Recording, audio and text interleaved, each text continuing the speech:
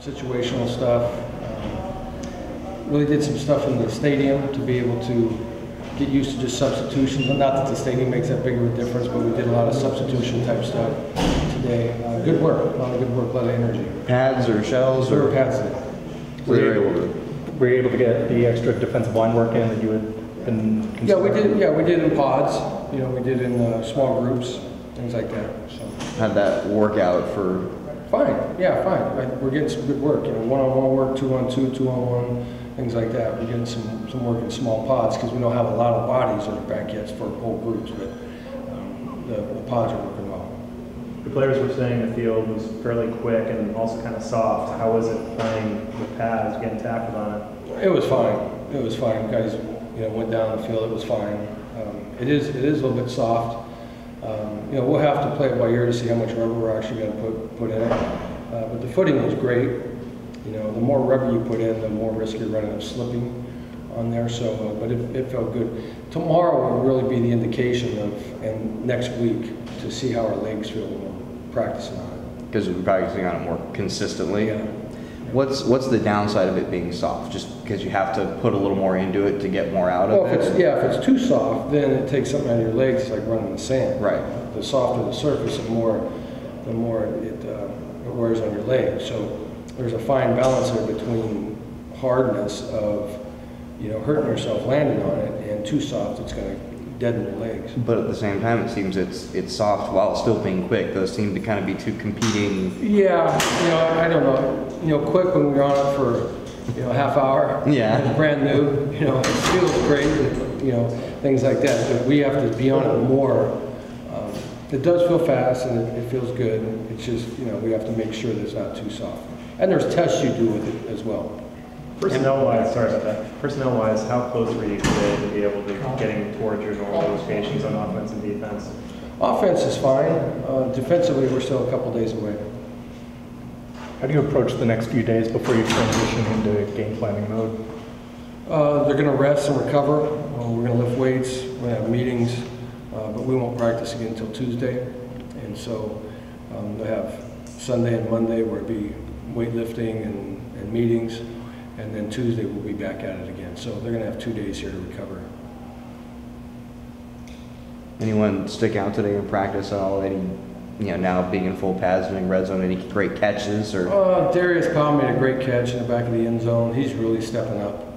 It's nice to see, you know, him step up. He's doing a good job.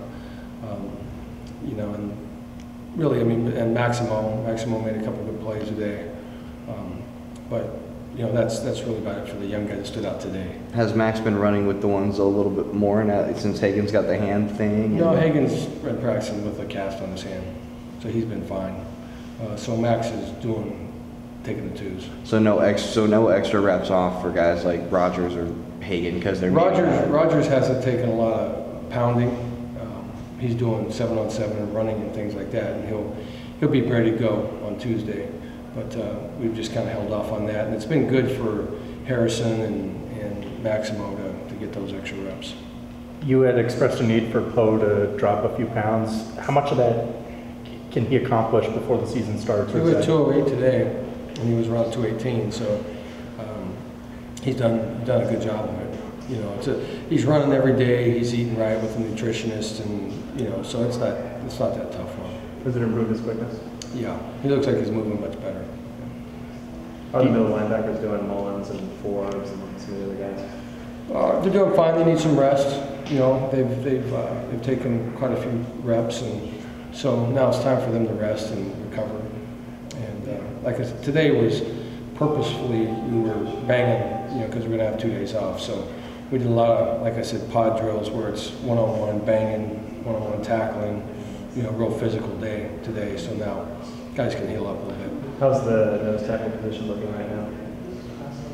Well, it would be you know, KP, you know, is in there. Tapodi might slip in there. No, it's fine. I think we'll be fine there once we get them all back in rotation. It should happen on Tuesday, I'm guessing. And V as well. V's there to do that. So you know, I feel good about, you know, probably our top 7. You know, we're too deep. probably plus one would be fine. Is Gabe taking many reps at nose tackle? Gabe's taking a lot of reps. Yeah, most tackle. How's he looked making that He adjustment? looks okay. You know, it's a different position for him, and so there's a lot of adjusting to do for him.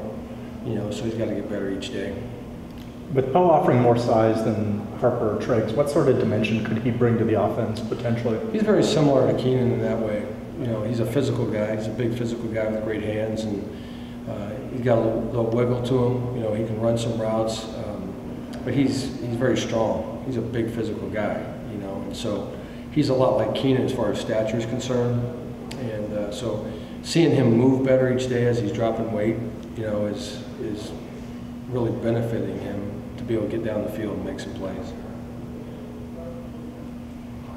All right? Thanks, Okay, Coach. guys. Take care. Have a good night.